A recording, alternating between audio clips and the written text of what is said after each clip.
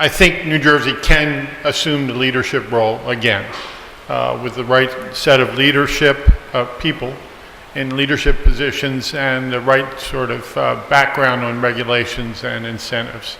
That can happen again. We can restart and re-energize the solar industry and wind energy, particularly offshore wind. That's likely to come. Larger international companies, Dong Energy, Danish Oil Natural Gas, which just recently changed their name in the last couple of weeks, they are very serious about pursuing the federal leasehold that they've been awarded offshore at New Jersey and Maryland, and they're likely to move ahead, and that's something that's coming. New Jersey is ideally situated on the coastal plain for offshore wind.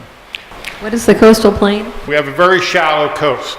The ocean is shallow off of New Jersey. That makes it ideally suitable for offshore wind. There are probably now 100 offshore wind farms in the world.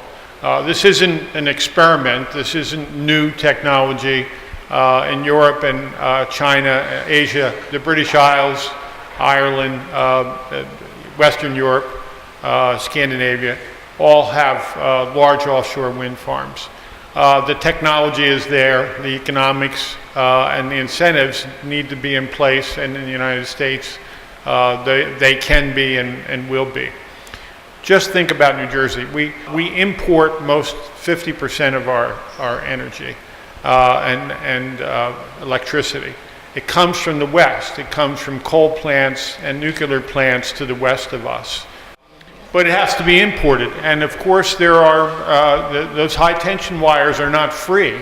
There's tolls along the way, so we pay for it.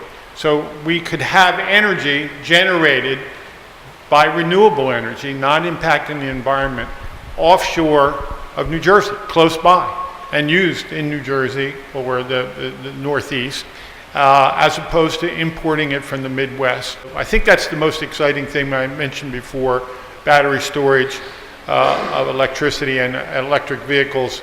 That's coming, and those will be the next big things, particularly here in the Northeast. I agree with everything that Richard said, and would add that, the question of whether we should have it, it's a question both of, do we have the resources for it, right? For solar in particular. Is there enough, people say New Jersey, why would you have solar in New Jersey? It's not really sunny. New Jersey's solar insolation is the same as in many parts of Florida. What does that mean, solar insolation? It's a function not only of the actual sunshine, but the haziness and the temperature.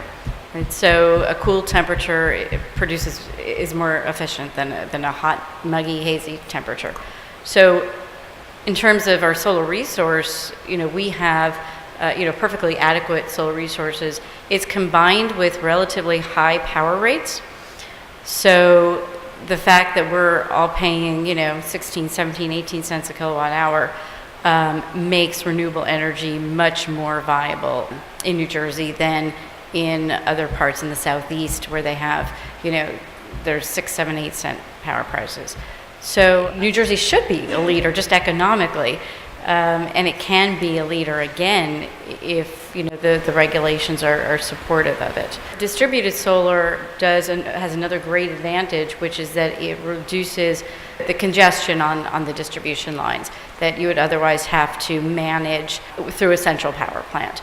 So it provides that additional benefit to the local utility to help manage their, they are responsible for the reliability of the grid.